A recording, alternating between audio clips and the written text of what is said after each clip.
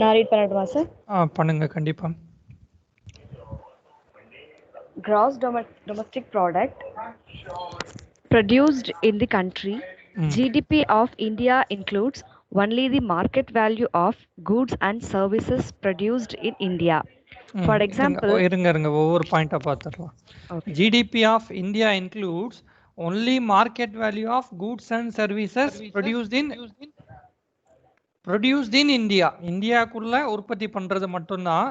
இதுல என்ன ஆகாது, ஒருவேளை வந்து ரிலையன்ஸ் இண்டஸ்ட்ரி அவங்களுக்கு ஏதோ ஒரு கம்பெனி வெளியே வச்சிருக்காங்க, வெளிநாட்டில் இருக்கு, அதில் உற்பத்தி ஆகக்கூடியதெல்லாம் இங்கே சேர்ப்பாங்களா அப்படின்னு பார்த்தா கண்டிப்பாக என்ன ஆகாது, ஜிடிபிக்குள்ளே வராது.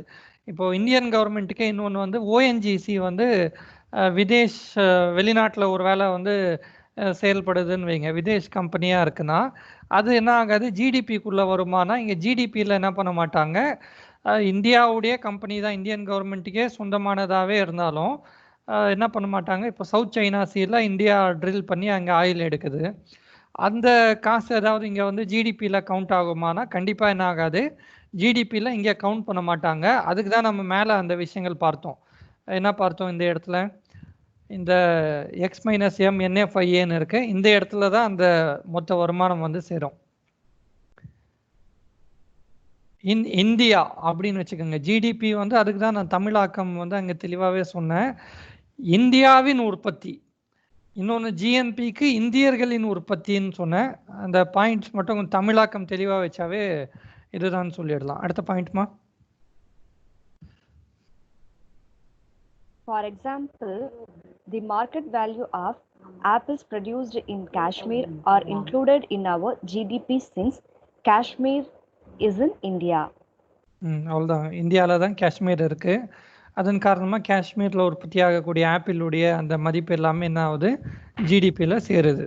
அடுத்தது, the market value of apples produced in California, even if they are sold in Indian markets, are not included in our GDP because California is in the US. In the US என்ன பண்ணியிருக்கோம், apple வந்து ஒரு வேளை கலிஃபோர்னியாவிலேருந்து நம்ம வந்து import பண்ணியிருக்கோம்.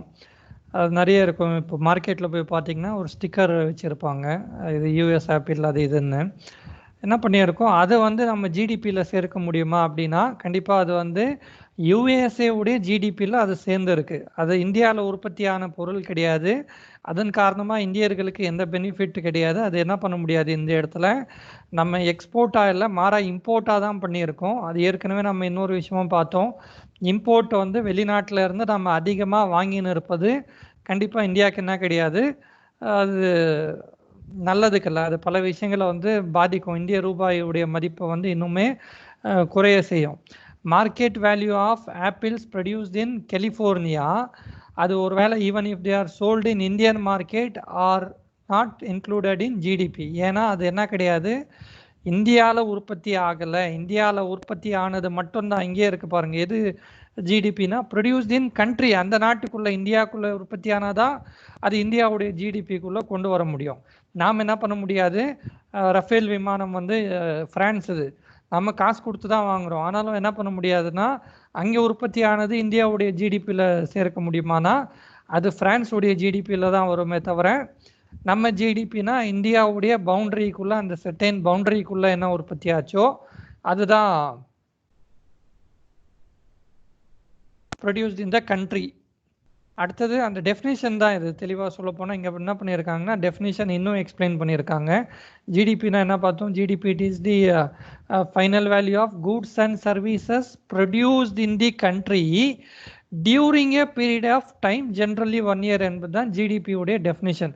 Produced in ஏ கண்ட்ரின்னு வந்து பார்த்துட்டோம். அடுத்தது during a period of time, அதை பற்றி என்ன பேசியிருக்குன்னு பாருங்க, சொல்லுங்கம்மா.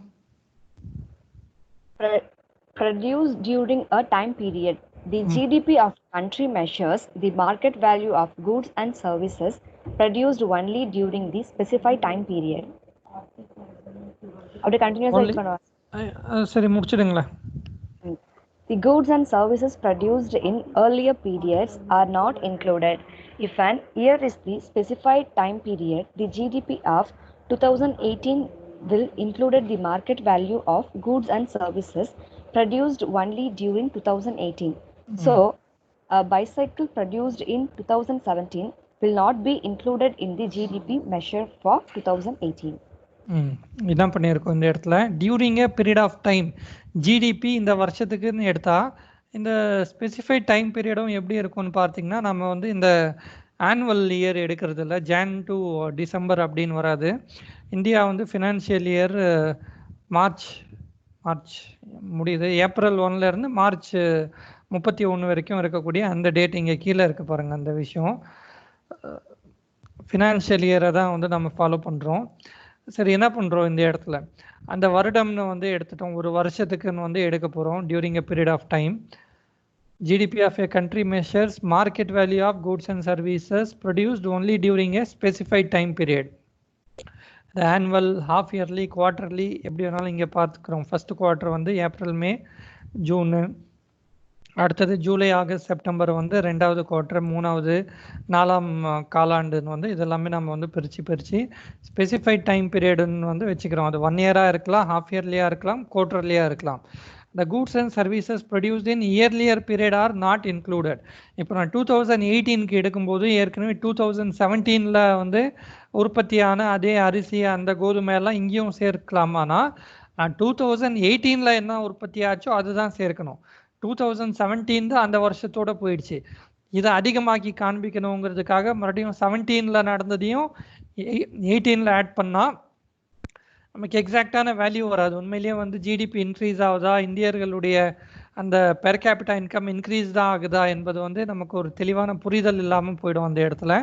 அதன் காரணமாக தான் என்ன பண்ணுறோன்னா, இயர்லியர் பீரியடுங்கிறது ஏற்கனவே ஆட் பண்ணிட்டோம். 2017 என்பது அந்த வருஷத்துக்கு உண்டான ஜிடிபியில் இருக்குது. அதனால 17 உடைய ப்ரொடியூஸ் என்ன ஆகாது, 18ல் வரவே வராது.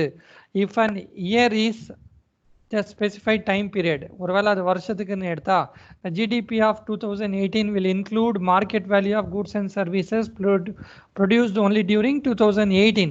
18ல் ப்ரொடியூஸ் பண்ணது மட்டும்தான் ஜிடிபி ஆஃப் 2018ல் வரும். ஸோ எ பைசைக்கிள் 2017ல் உற்பத்தி பண்ணது 18ல் ஆட் பண்ண முடியாது. இதுவும் நான் தெளிவாகவே சொல்லிட்டேன். இன் இந்தியா ஜிடிபி என்ன பண்ணுறோன்னா is measured both annually, quarterly வந்து நம்ம எடுக்கிறோம். அடுத்தது என்னது, annual GDP is for financial year which is from April 1, 2017ல இருந்து மார்ச் 31, 2018. அந்த ஏப்ரல் 1ல இருந்து அடுத்த வருடம் மார்ச் 31 வரை. இது 17-18க்கானதுன்னு பார்த்துருக்கோம். ஒருவேளை குவார்டர்லின்னு பிரித்தா 4 quarter, Q1, Q2, Q3, Q4 அப்படின்னு இருக்குது. The annual GDP for financial year 2017-18 will include only the goods and services produced during this financial year, will exclude goods and services. இதெல்லாம் கூட நம்ம பேசிட்டோம். Likewise, GDP of Q2 will include only the goods and services produced in Q2. Quarterly 2வது குவார்ட்டரில் அப்போ உற்பத்தி ஆனது மட்டும்தான் வரும். Q1 அதுக்கு முன்னாடி இருக்கக்கூடியது என்ன பண்ண முடியாது, இங்கே வந்து ஆட் பண்ண முடியாது. நம்ம இங்கே பாருங்கள், மேலே இன்னொரு டெஃபினேஷனும் பார்த்தோம். எல்லாமே வேறு யூனிட்டு ஸ்கூல் புக்ஸில் தான் தெளிவாக இந்த விஷயங்கள் கொடுத்துருக்கான். மேலே என்ன பார்த்தோம், ஜிடிபிக்கு ஒரு டெஃபினேஷன் தான் நம்ம பார்த்தோம். அடுத்தது ஜிஎன்பின்னு தான் என்ன ஆச்சுன்னா, GNP is equal to C plus I plus G plus X minus M plus என்எஃப்ஐஏன்னு பார்த்துருந்தோம். இங்கே பார்த்தது இது வந்து ஜிஎன்பிக்கு வந்து கம்ப்ளீட்டாக பார்த்தோம். இப்போ இந்த டேம் மட்டும் என்ன சொல்கிறாங்க அப்படின்னு பார்த்தா C plus I plus G plus X minus M என்பதையும் ஃபைனலாக இந்த டேம் வந்து ஜிடிபி அப்படின்னு வந்து கொடுத்து வச்சுருக்கோம். இந்த டேம் தெளிவாக பார்த்தா ஜிடிபிக்கு வந்து கான்ட்ரிபியூட் பண்ணுது. இது வந்து வெளிநாட்டில் இருந்து வரக்கூடிய இன்கம் எப்படின்னு கொஞ்சம் இதையும் தெளிவாக பார்த்துடலாம். அப்போ நீங்கள் இந்த டெஃபினிஷன் என்ன பண்ணலாம்னா, GNP is equal to GDP plus என்எஃப்ஐஏன்னு எழுதலாம். ஜிடிபின்னு இந்த டேம் வந்து கம்ப்ளீட்டாகவே அப்படியே வந்து சுருக்க முடியும். என்ன இருக்குது, GDP equal to C plus I plus G plus X minus M. C consumption, அடுத்தது பார்த்தா இன்வெஸ்ட்மெண்ட் ஆஃப் பிஸ்னஸஸ், ஜி வந்து கவர்மெண்ட் எவ்வளவு செலவு பண்ணுது, கவர்மெண்ட்டுடைய செலவினங்கள், எக்ஸ்போர்ட் இம்போர்ட். இப்போ எல்லாமே பார்த்தா இதுக்குள்ளே வந்து கூட்ஸ் சர்வீசஸ் தான் கண்டிப்பாக வரும். ஒரு காசு மொத்தமாக அந்த மதிப்பு இருக்குது. இந்த எக்ஸ்போர்ட் இம்போர்ட் என்பதும் என்ன ஆகுது பார்த்தீங்கன்னா, அந்த நான் ஒரு சேர் என்ன பண்ணியிருக்கேன், இங்கே உற்பத்தி செய்து வெளிநாட்டுக்கு இருக்கிறேன். வெளிநாட்டுக்கு விற்கும்போது என்ன ஆகுதுன்னா அந்த காசு வந்து எனக்கு ஒரு வருமானமாக தான் வருது. அது என்ன பண்ணிடுறேன், இந்த இடத்துல வந்து நான் வந்து ஆட் பண்ணிடுறேன். அந்த சர்வீஸ் நம்ம பொதுவாக டெஃபினிஷன் படி பார்த்தா goods and services produced in a country. ஒரு சர்வீஸ் நீங்கள் தான் ப்ரொவைட் பண்ணியிருக்கீங்க, அல்லது வந்து ஒரு சாஃப்ட்வேர் இங்கே நான் வந்து எழுதி கொடுக்குறேன். அந்த சாஃப்ட்வேரை வந்து நான் கோட் பண்ணி வெளிநாட்டுக்கு வந்து நான் விற்கிறேன். ஒரு மணி நேரத்துக்கு இத்தனை டாலர் கொடுன்னு சொல்லிட்டு அந்த கோடை அவங்களுக்கு கொடுத்துட்டு நான் காசு வாங்குகிறேன். காசு வாங்கும்போது அந்த சர்வீஸ் நான் இங்கேயே இன்னொருத்தர் கொடுக்குறதும் வெளிநாட்டவர் கொடுத்தாலும் எனக்கு ரெண்டுமே நான் தான் வருமானம் தான். அது இந்தியாவுக்கு வரக்கூடிய வருமானம். அதன் காரணமாக என்ன பண்ணுறேன்னா ப்ளஸ் எக்ஸ் அப்படின்னு வந்து ஆட் பண்ணியிருக்கேன். எம் என்பது என்ன ஆகுதுன்னு பார்த்தீங்கன்னா இந்த காசு கம்ப்ளீட்டாகவே என்ன ஆகும், இந்தியாவை விட்டு வெளியே போகக்கூடிய காசு. அதன் காரணமாக தான் இம்போர்ட் என்பது என்ன பண்ணுறேன், வெளியே எடுத்துடுறேன். ஜிடிபியில் ஃபைனலாக பார்த்தா இம்போர்ட் மட்டும்தான் எதில் இருக்குன்னா மைனஸில் இருக்குது. இம்போர்ட் அதிகமாக ஆக ஜிடிபியுடைய வேல்யூ கண்டிப்பாக குறைய ஆரம்பிச்சிடும். இங்கேயும் இந்த இதுலேயும் எதுவும் பெருசாக கிடையாது. Gross domestic product represents economic health of a country. It represents a sum of country's production which consists of all purchases of goods and services used by individuals, firms, foreigners and government bodies. தனித்தனியாக consumer எவ்வளோக்கு வாங்கினாங்க, investors எவ்வளோ invest பண்ணுறாங்க, government எவ்வளோ வந்து திட்டங்களுக்கு அந்த மானியங்கள் அது இதுன்னு கொடுக்குது, எல்லாமே இங்கே வந்து ஜிடிபியில் வந்து இது பண்ணிடுறோம். தென் எக்ஸ் மைனஸ் எம் அப்படின்னு சொல்லும்போது எக்ஸ் கண்டிப்பாக வந்து எக்ஸ்போர்ட் வந்து இந்தியாவுக்கு வருமானம் கொடுக்கக்கூடியது. அதன் காரணமாக ப்ளஸ் எக்ஸ்ன்னு இருக்குது. எம் என்ன ஆகும்னா காசை வெளியே கொண்டு போகக்கூடியது. அதன் காரணமாக அது மைனஸ்ன்னு வந்து போயிருக்கு. Monetary value of all the finished goods and services produced within a country's border in a specific time period. இதுதான் இங்கேயும் பார்த்தோம், produced in a country during a time period. நம்ம பேசிட்டாங்க. அடுத்தது methods of calculating GDP. methods of GDP calculation எப்படி பண்ணுறோம்? Expenditure approach. Expenditure என்பது செலவினம், எப்படியெல்லாம் வந்து நம்ம செலவு பண்ணுறோம். In this method GDP is measured by adding expenditure on all the final goods and services produced in country during a specified period. The different types of expenditures are shown. GDP நம்ம ஏற்கனவே பார்த்த method தான் அது. GDP equal to C plus I plus G plus X minus M. Consumer எவ்வளோ செலவு பண்ணுறார், investor எவ்வளோ செலவு பண்ணுறார், கவர்மெண்ட் எவ்வளவு செலவு பண்ணுது, எக்ஸ்போர்ட் மூலமாக எவ்வளவு வந்து எனக்கு வருமானம் வந்தது, இம்போர்ட் மூலமாக எவ்வளவு வந்து போச்சு. இந்த மெத்தடு தான் இந்த ஃபார்முலா நம்ம ஏற்கனவே மேலே எழுதியிருக்கோம். அந்த செலவு எவ்வளோ பண்ணுறோம் அப்படிங்கிறத வச்சுன்னு, இப்போ செலவுனா எப்படின்னா எங்கிட்ட 100 ரூபாய் இருக்குன்னா நான் 100 ரூபாய்க்கு ஏற்றாற்போல் தான் செலவு பண்ண முடியும். 100 ரூபாய்க்கு தான் நான் செலவு பண்ணியிருப்பேன், அதுக்கு மேலே இல்லை. எவ்வளோ செலவு பண்ணுறாங்களோ அப்போ அதை வச்சுன்னு இந்தியாவுடைய ஜிடிபி இவ்வளோ இருக்குது அப்படின்னு கண்டிப்பாக எடுக்கலாம். அடுத்தது பார்த்தீங்கன்னா இன்கம் அப்ரோச். இன்கம்னு சொல்லும்போது இதுவும் மிக முக்கியமான ஒரு டாபிக். இது உலக வரலாறே பார்த்தீங்கன்னா இந்த 4 விஷயத்தை டிபெண்ட் பண்ணி வேர்ல்டு ஹிஸ்ட்ரி வந்து மிக முக்கியமான இடத்த வந்து பிடிச்சிருக்கோம். என்ன இந்த 4 விஷயங்கள் அப்படின்னு பார்த்தா, ஃபேக்டர்ஸ் ஆஃப் ப்ரொடக்ஷன், உற்பத்தி காரணிகள். உற்பத்தி காரணினா என்ன? நீங்கள் ஒரு பொருளை உற்பத்தி பண்ணணும்னா, ஒரு பொருள் உற்பத்தி செய்வதற்கு அந்த இடத்துல கண்டிப்பாக என்னெல்லாம் தேவைப்படும்? Land, labour, capital, entrepreneur. Land, நிலம் கண்டிப்பாக வந்து தேவை. ஒரு டீ கடை வைக்கணும், டீ கடை அப்படின்னு சொன்னால் அது கண்டிப்பாக என்ன வேணும்? ஒரு இடம் வேணும். அந்த லேண்டுக்கு என்ன பண்ண போகிறேன்? இந்த இடத்துல ரெண்ட் கொடுக்க போகிறேன். நான் ஒரு டீ கடை நடத்தணும், ஒரு இடம் வாங்கியிருக்கேன், அந்த இடத்துக்கு வந்து ரெண்ட் கொடுக்க போகிறேன். லேண்டுக்கு அடுத்தது என்ன சொன்னேன்? கேபிட்டல் அப்படின்னு சொன்னேன். கேபிட்டல், லேண்ட், லேபர் ரெண்டாவது மன்னிக்கணும். லேபர் என்பது வந்து டீ கடையில் வேலைக்கு ஒருத்தரை வந்து ஆள் எடுத்திருக்கேன், அவருக்கு என்ன ஆகும்? வேஜஸ் கொடுக்க போகிறேன். Land, labour. அடுத்தது கேபிட்டல். என்கிட்ட வந்து அந்த பிஸ்னஸ் ஸ்டார்ட் பண்ணுறதுக்கு ஒரு வேளை காசு இல்லை, நான் போயிட்டு பேங்க்கில் எனக்கு வந்து என்ன பண்ணுங்க, கடன் கொடுங்க அப்படின்னு சொல்லிட்டு பேங்க்கில் கடன் வாங்கியிருக்கேன். அந்த கேபிட்டல் ஒரு கடன் மூலமாக வாங்கியிருக்கேன். அது பேங்க்கில் வாங்கினாலும் தனிநபருக்கு வாங்கினாலும் அவங்களுக்கு என்ன பண்ணணும்? இன்ட்ரெஸ்ட் வந்து நான் கொடுக்க வேண்டியது இருக்கும். அடுத்தது நான் பிஸ்னஸ் அந்த டீ கடை நடத்தின்னு இருக்கேன். அந்த டீ கடையில் எனக்கு என்ன ஆகுது? ஒரு ப்ராஃபிட் வந்து எனக்கு கிடைக்கும். நல்லா தெளிவாக பார்த்தா அந்த டீ கடை ஆரம்பிக்கிறதுக்கு ஒரு இடம் வேணும். இடம் கொடுத்தவருக்கு ரெண்ட் கொடுத்துட்றேன், அங்கே வேலை செய்பவருக்கு கூலி கொடுக்குறேன், அடுத்தது ஒருவேளை அந்த பிஸ்னஸ் ஸ்டார்ட் பண்ணுறதுக்கு ஒருத்தர் காசு கொடுத்துருக்காரு, கேபிட்டல் முதல் ஒருத்தர் மூலமாக வந்திருக்குன்னா அவருக்கு வந்து வட்டி கொடுக்கணும், இன்ட்ரெஸ்ட் கொடுக்கணும். ப்ராஃபிட் என்பது பார்த்தீங்கன்னா என் பிஸ்னஸ், எனக்கு வந்த வருமானம், அது எனக்கு ப்ராஃபிட். இது எப்படி அந்த உலக வரலாறு வச்சு நான் தெளிவாக சொன்னேன் அப்படின்னு பார்த்தா,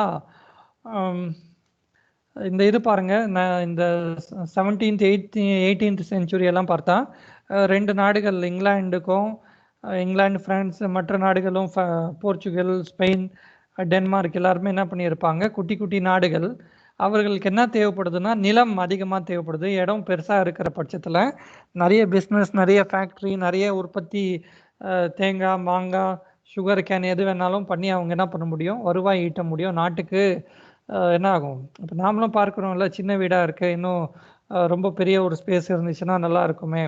அந்த மாதிரி தான் என்ன ஆச்சு, அந்த நாடுகளும் என்னன்னா நாடு பிடிக்கணும் அப்படிங்கிற ஒரு ஆசைக்கு போயிட்டு இந்த கலோனியலிசம், இம்பீரியலிசம் அந்த விஷயத்தை வந்து இங்கே நீங்கள் பார்க்கலாம். அடுத்தது பார்த்தீங்கன்னா லேபர், பல பேர் என்ன பண்ணாங்க, இப்போ இந்தியர்கள் பல பேர் என்ன இருக்காங்க, ஸ்ரீலங்காவுக்கு போனதும், அடுத்தது வந்து ஆப்பிரிக்காவில் இருக்கக்கூடியதும் எல்லாமே என்னன்னா வேஜஸ், குறைவான வேஜஸ் கொடுத்து கூப்பிட்டுன்னு போனாங்க, அல்லது வேஜஸே இல்லாமல் அடிமைகளாக கூப்பிட்டுன்னு போனது. அந்த மாதிரி அந்த கூலி, இதுவும் மிக முக்கியமான ஒரு வார்த்தை. அடுத்தது பார்த்தா இந்த இன்ட்ரெஸ்ட் என்னன்னு பார்த்தா, பேங்க்ஸ் கண்டிப்பாக என்ன பண்ணியிருக்கு, பேங்க்கோ அல்லது வட்டி கொடுக்கக்கூடிய ஆட்கள் எல்லாம் வந்து கண்ட்ரோல் பண்ணியிருக்காங்க. ஆனால் இப்போ இது எல்லாத்தையும் தாண்டி எப்படி இருக்குன்னு பார்த்தா, ப்ராஃபிட் யாருக்கு வருதுன்னா ஆண்டர்ப்ரூனருக்கு வருது. ஆண்டர்ப்ரூனர் தொழில் முனைவோர், தொழில் செய்பவர். இந்த ஆண்டர்ப்ரூனருக்கு என்னன்னா, இன்னைக்கு தெளிவாகவே பாருங்கள், இந்த உலக பணக்காரர்கள் அப்படின்னு போடும்போது அந்த அமேசான் ஓனரோ, பில்கேட்ஸோ, வாரன் பஃபெட்டு, இவங்க எல்லாமே கண்டிப்பாக தொழில் முனைபவர்கள். இன்னைக்கு உலகமே யாருடைய கண்ட்ரோலில் தான் இருக்குன்னு பார்த்தா, இவங்க எப்படி வேணாலும் வந்து எந்த முடிவும் எடுக்கக்கூடிய ஆட்களாக இருக்காங்க. அவங்களுக்கு தான் என்ன போய் சேருதுன்னா இந்த ப்ராஃபிட்டுங்கிறது போய் சேருது. அந்த 4 விஷயங்கள் சொன்னேனே, ஃபேக்டர்ஸ் ஆஃப் ப்ரொடக்ஷன், அதுவும் ஏற்கனவே கேள்விகள் கேட்கப்பட்டிருக்கு, விதிவிலக்கு இல்லாமல் எல்லாம் எக்ஸாமில் இருக்குது.